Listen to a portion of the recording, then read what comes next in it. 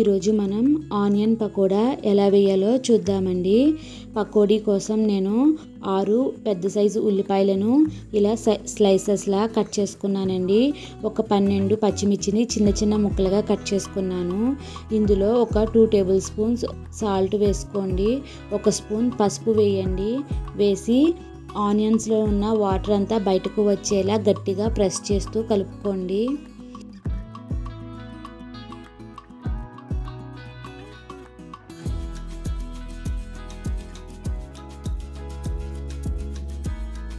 చూసారు కదా, ఆనియన్స్లో వాటర్ ఎలా చేతికి వచ్చేస్తుందో.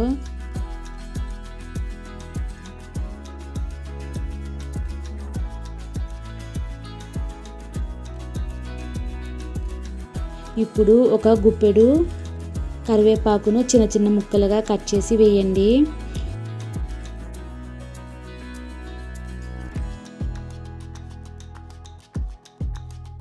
టూ ఇంచెస్ అల్లం ముక్కను కూడా శుభ్రం చేసుకుని చిన్న చిన్న ముక్కలుగా కట్ చేసి వేయండి. 1/2 స్పూన్ వాము వేసుకున్నాను. చిన్నగా బేకింగ్ సోడా వేసుకోండి.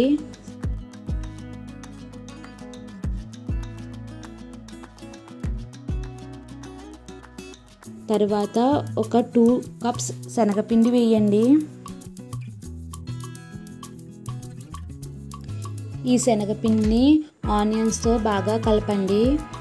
మనకి చాలా వరకు వాటర్ అనేది అవసరం ఉండదండి. ఆనియన్లోంచి వచ్చిన వాటరే సరిపోతుంది. ఒకవేళ వాటర్ అవసరము అనుకుంటే ఒక 2 స్పూన్స్ వాటర్ వేయండి.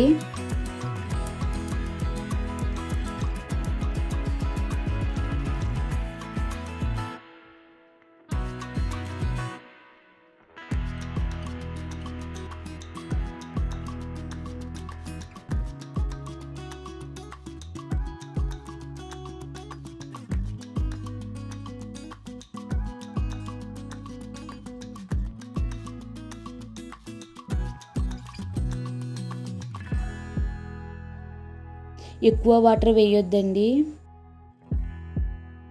చూడండి, నేను జస్ట్ చేతిని తడుపుకోవడానికి మాత్రమే కొద్దిగా వాటర్ తీసుకున్నాను. పిండి అంతా ఇలా బాగా కలిపిన తర్వాత మనం చిన్న చిన్న పకోడీలా వేసుకోవడమేనండి. మనం స్టార్టింగ్ ఆనియన్స్ కట్ చేస్తున్నప్పుడే మనం ఆయిల్ని సిమ్లో పెట్టి వదిలేయండి. మనకి ఈ ప్రాసెస్ అంతా జరిగేలోపు ఆయిల్ కూడా మరిగి ఉంటుంది. ఇలా చిన్న చిన్న పకోడీలా వేసుకోండి.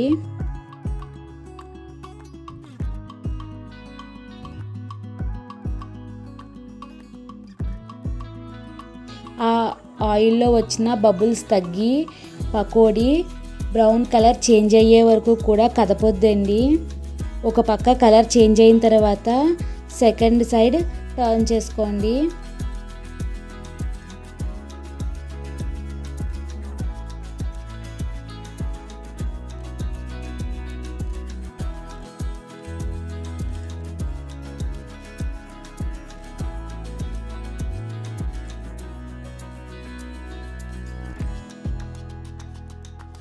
ఇంతేనండి, మనకి వేడివేడిగా పకోడీ రెడీ అయిపోయింది.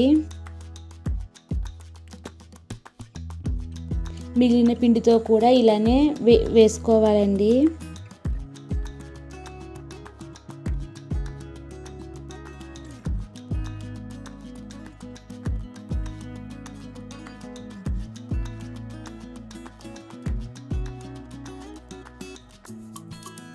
కరివేపాకుని గ్యాస్ ఆఫ్ చేసిన తర్వాత మాత్రమే వేయండి. ఎందుకంటే కొంచెం తడి ఉండడం, మనం కడిగి కరివేపాకు వేస్తాం కదా, ఆ తడి వల్ల మనకి ఆయిల్ చిమ్ముతుంది. అందుకనే గ్యాస్ ఆఫ్ చేసిన తర్వాత కరివేపాకు వేసుకోండి. ప్లీజ్ అండి, నాకు కొంచెం సపోర్ట్ చేయండి. నా వీడియోస్ కనుక మీకు నచ్చితే లైక్ చేయండి, షేర్ చేయండి, సబ్స్క్రైబ్ చేయండి. వీడియో ఎలా ఉంది అనేది మీ కామెంట్ ద్వారా తెలియజేయండి. Thank you so much for watching this video.